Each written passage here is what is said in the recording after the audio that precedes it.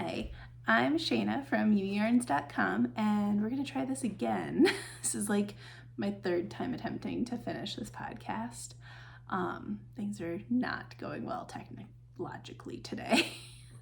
But welcome to the podcast. Today is a little crazy. However, I hope you have your knitting and something to drink, and you're ready to hear about all the yarny things. I'll link somewhere up here to the first little section of the podcast that will be going up separately, where I talk about the Exploration Station shawl by Stephen West that I'm wearing. And I introduced you to the hashtag cozy blanket, which is new off my needles, sort of. New off the design board at least. This one released a couple weeks ago, in the middle of August. It is a Mosaic knitting blanket pattern where you hold 2 strands of worsted weight double so that it gets nice and cozy, or you could use bulky weight if you wanted to use bulky weight. And because it's Mosaic knitting, you're only using 1 strand of yarn at a time.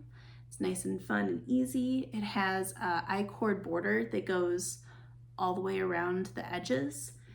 So you have a I-cord cast on, I-cord edging in the contrasting blue color, and the top is then an I-cord bind off. And I've got some different tips and tricks in the pattern to kind of help guide you if I-cord kind of bunches up on you or doesn't turn out the way you want.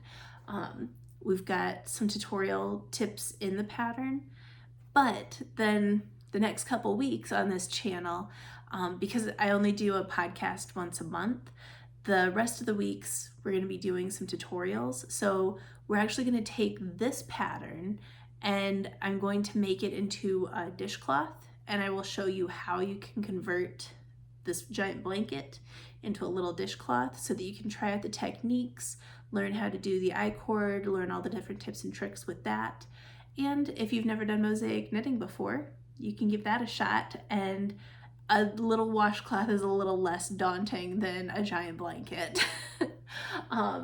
But I'm still technically working on my sample blanket, so hopefully I will have that done by next month. I'm trying to do a couple rows a day on it, but it's at the point now where like I can't just carry it around with me, so like my preferred way of knitting on it is standing behind our couch and draping it over the top and knitting on it that way, just because I like standing, to be honest, and I just find it a little bit easier on my wrists.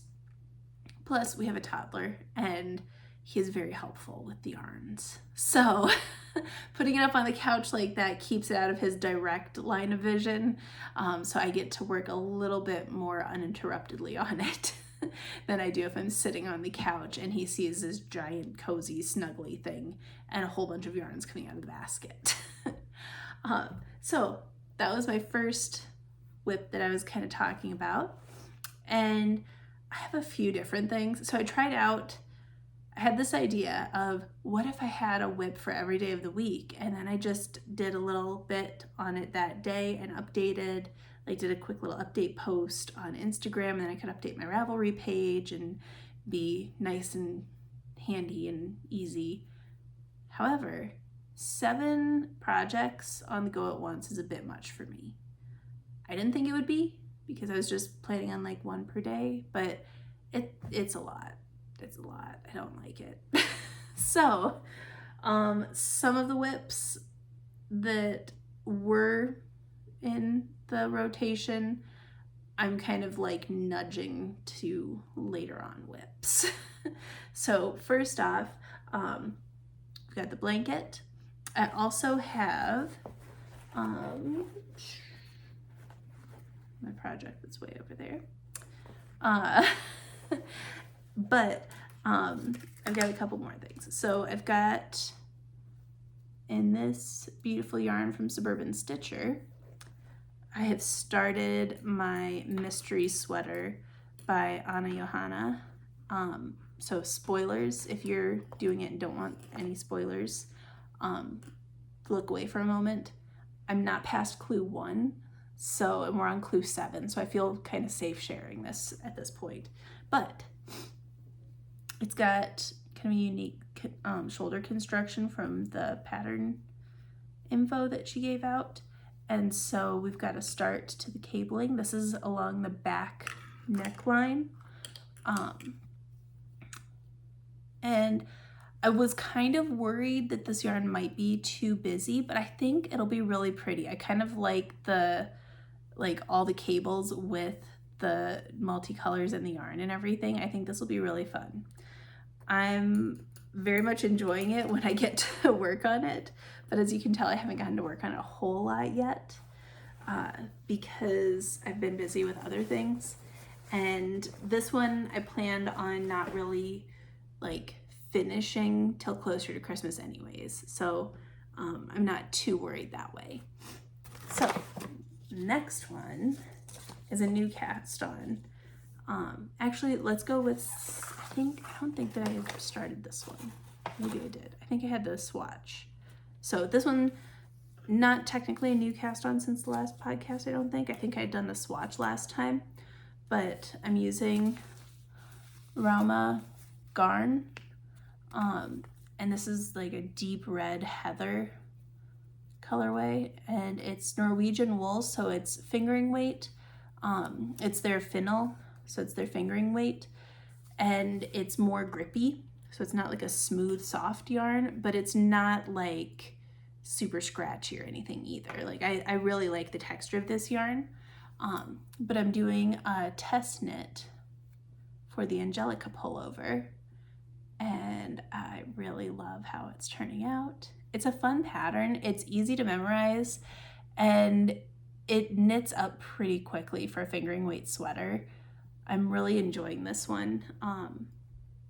And I know I'm farther behind than some of the other testers, but I do think that I'll be able to catch up pretty quickly to where everybody's at. And it was kind of neat because the designer, I think it's Solvarna Knitwear, on Instagram, she actually gave us kind of an estimated timeline for the test knit on like when would be a good time to finish the body, when would be a good time to finish the sleeves, stuff like that.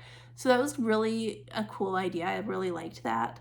And I'm not too far out of range of that, so I'm not too worried. And I'm really, really happy with how this is knitting up. I'm really excited for that one. So that one is definitely a good, happy project that I'm enjoying. And it's coming along very nicely. I've got another blanket that I'm working on, and I just had started a new round of color on this one. This is the Peacock Plumes Afghan. It's big already, and I'm only on part 3 of, I think, 9. Like, this is gonna be a big blanket. But I'll do, it's really cool and graphic, and I picked out these colors forever ago because this was actually a crochet along like back in 2022, and it kind of just got tucked away, and I picked it up again, and it's been really fun because even though I started crocheting before I knit, I really just kind of stuck to a lot of the very basic stitches. And so this one, as you can tell, uses a lot of different techniques and stitches, and it's been really fun because I actually have been learning a lot of different things with it. Like, I'd never done the popcorn stitch before, so that was fun to learn. Like, I don't know, it's been a very fun project, and I really like these colors. So I'm not following her coloring scheme at all for what she recommended. I basically am just whatever color I feel like using for the next section is what I use. I have a whole selection of colors that I picked out at the store, and I just bought one skein of each, and I figure as soon as I run out, I can go pick up another skein, and we'll just go from there. And if they don't have it, I guess that's the end of using that color, and I'll just find something else. So I'm not being too precious about what's going where or following any specific pattern or anything. I'm just kind of having fun with it, and yeah. So that one I have been enjoying. It does take a long time to do one round anymore. So that one's a bit of more work, but I'm very excited for it. And that one, I think that one's gonna go in our room at the end of our bed, because that's kind of the color scheme that we're wanting to do in our room. And I'm very excited about it. So next project, I do have one more whip, but I forgot to bring it over, and I'll maybe bring it over in a bit. But for right now, I have a lot of stuff here that I can show you. So this next one is a new cast on. I can't show you the actual project because it's a secret test knit, but what I wanted to show you was the yarn that I came up with for it. So as you can tell, I'm kind of in a red phase, I guess, but these are 2 skeins of yarn, actually technically 3 skeins, but technically 4 skeins, but it's 2 of each type of yarn. So I'm trying to work mostly from stash.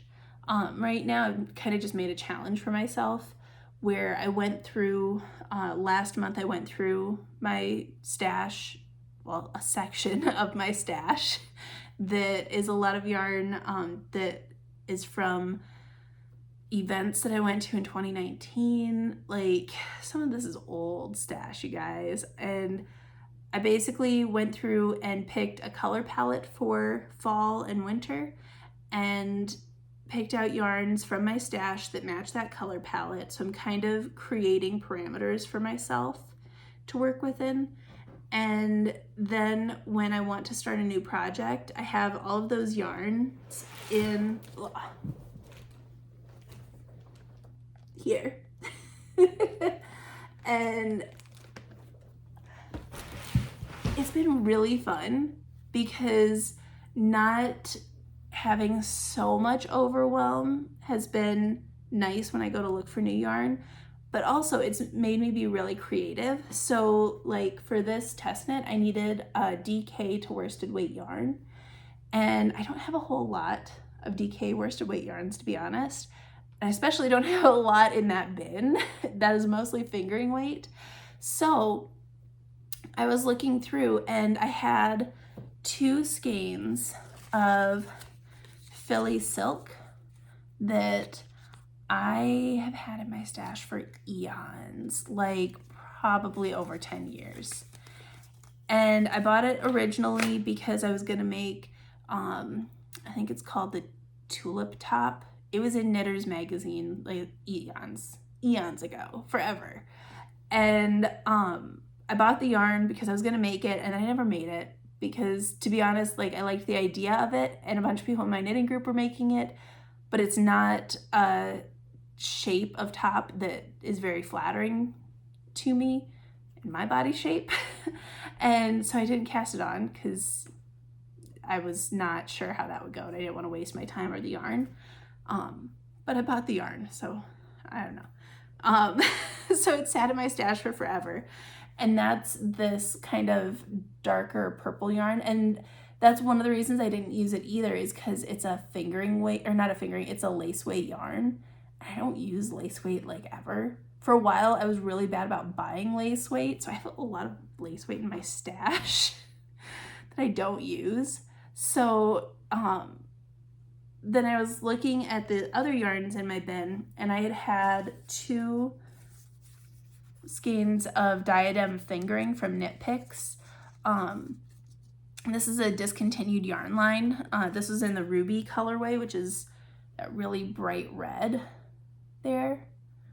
And the diadem, I was really sad when they discontinued it because it is really soft. It's silk and alpaca blended together in a single ply yarn.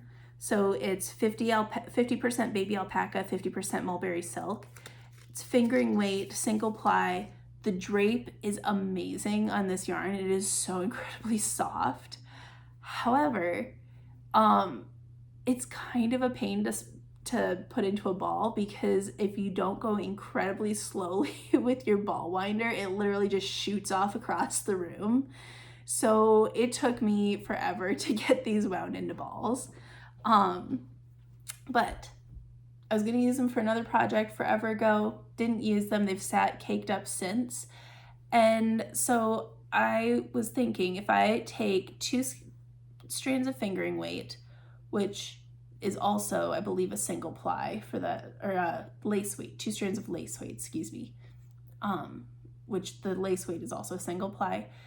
If I take 2 strands of that and 1 strand of the fingering weight, that should give me pretty close to a DK weight. And, oh, and I was gonna tell you too on that, this one, the lace weight, it's 70% wool and 30% silk. So this one has a pretty nice drape too, and it's really soft. So my thoughts were, if I take 2 strands of the lace weight, 1 strand of the fingering weight, and put them together, that should give me about a DK weight. And it worked. Like, I have started knitting this project. I really, really love the way it's knitting up. I'm so excited that I finally get to use these yarns. They're so soft. It's so pretty. And I don't know if you can see this, it has really great shine to it. And so I'm very excited about this project, and I can't wait to show you guys when it comes out. It should be a pretty quick test knit and release, so I might be able to show it to you next month when it comes out. If not next month, for sure the month after, it'll be out by then. So that is super exciting. It's super fun, and kind of got to show you guys what I've been doing with my stash. And then for upcoming projects, I know I have a lot of stuff going on. Oh, let me grab that project quick.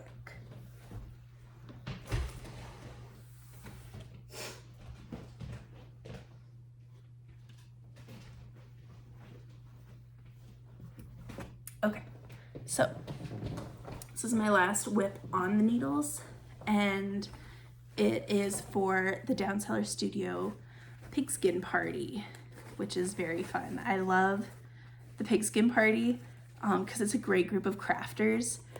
I personally don't know hardly anything about football because we're not a big sports family, and my family growing up wasn't a big sports family, but I like the framework that Jen, Boston Jen from the Down Cellar Studio podcast, I love the framework that she has put together with the rules and the teams and the support and the encouragement, and it's just a very positive, fun group of crafters.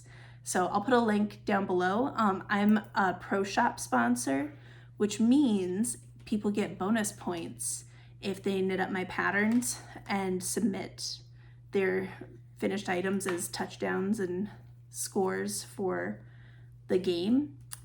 And I can also make an exclusive item for the Pigskin Party for this year. So I have a new design. This is not finished, but it's gonna be going up for testing here this week. This is the sideline scarf. And the idea is, it's just this fun, skinny little scarf, so it's easy to memorize the pattern. You get this little kind of half chevron going on over here because it's on the side. It's a line. But it also, you have these stripes, and I used 3 different shades of blue.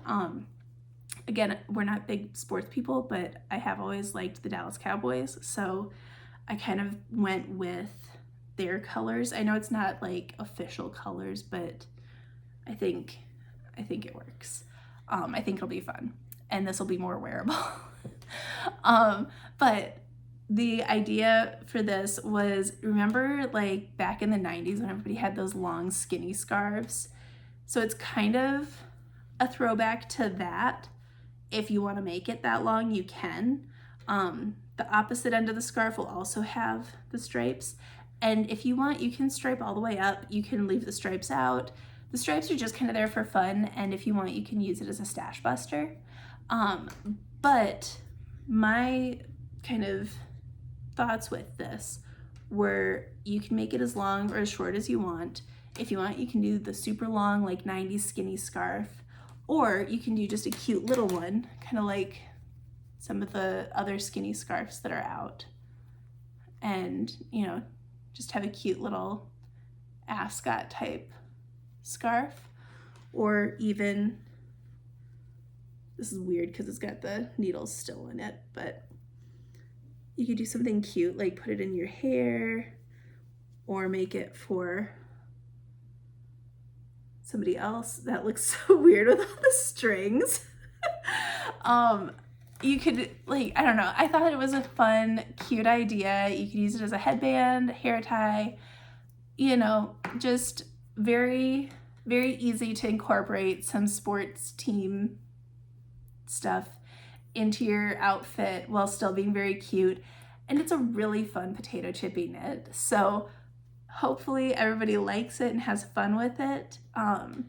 I don't know, I've had a lot of people tell me that they're really excited about it. So if you're excited for it and want to know about the release, sign up for my newsletter. Down below I'll have a link, and you will be the first to know as soon as it's available.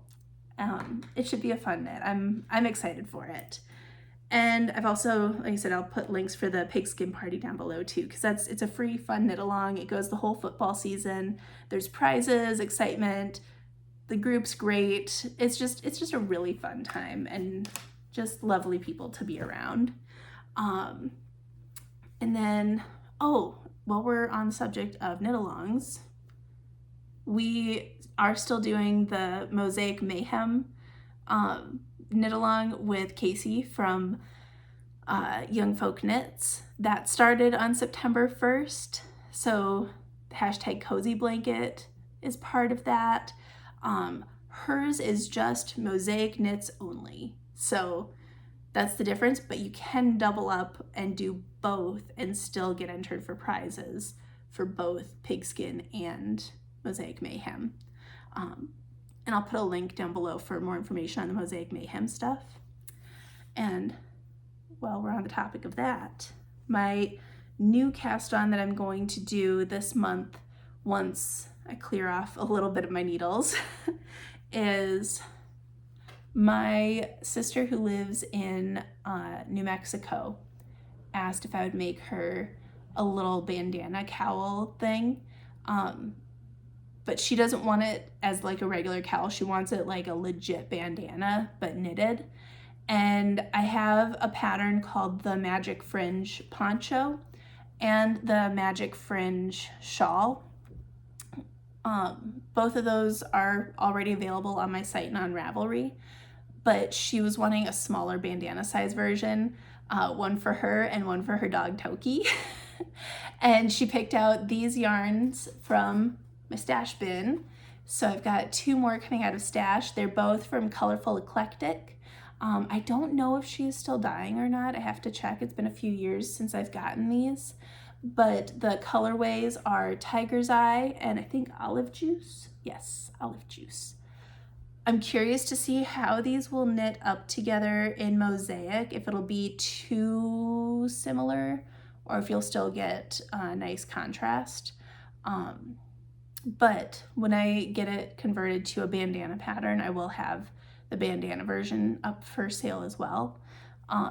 It's a really fun, simple mosaic pattern. You have some chunks of mosaic knitting and some chunks of just striping, and it's garter stitch based, and you make the fringe as you go. So it's very fun. My sister was excited with these colors and the fringe and everything because she's like, oh, it looks so woodsy and cozy. Which kind of describes her to a T. So I'm very excited to make these for her and her puppy for her Christmas presents. And so that will be fun to get those knit up. And I love these colors. I actually bought these colors to go together when I originally bought them and just hadn't decided on a project. So I'm very excited to get these cast on. They're very squishy and lovely, and it makes me happy. And I have a lot of other things